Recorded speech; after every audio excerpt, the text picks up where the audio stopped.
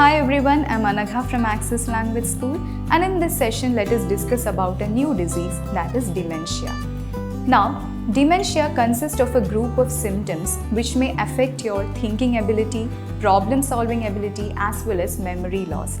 And a person suffering from dementia may also undergo various mood swings.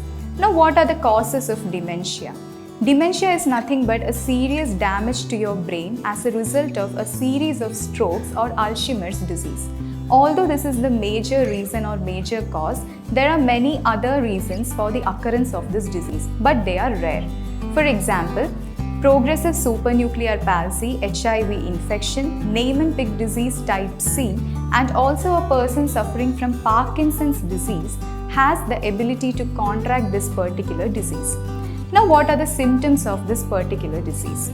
There are a variety of symptoms, but it is individual specific. It varies from one individual to another individual depending upon which part of the brain is affected. And the patient tend to develop cognitive symptoms, something which is related to your thinking and memory. And they can show any one of the following symptoms.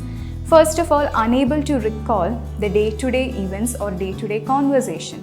Second one is unable to follow a conversation or communication with another person, unable to use a particular word which they intend to use, and also visualizing objects in 3D dimensions, and suffering from all kinds of mood swings like restlessness, anxiety, fear, and so on. Also experiencing visual hallucinations as well as delusions. These are some of the major symptoms, and over the period of time, these symptoms tend to show its worst form or show its progressive form where the patient starts behaving in an unusual manner.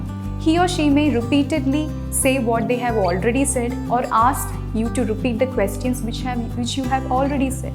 And also, after a certain level of this particular disease, they tend to develop physical symptoms like body weakness and excess weight loss.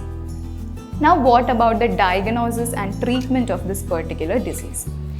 If you want to diagnose this disease, you need to consult a specialist doctor like a neurologist or a psychiatrist or a geriatrician so that you will have a detailed analysis of this disease, because you need to know which part of your brain is damaged and what might be the root cause behind it.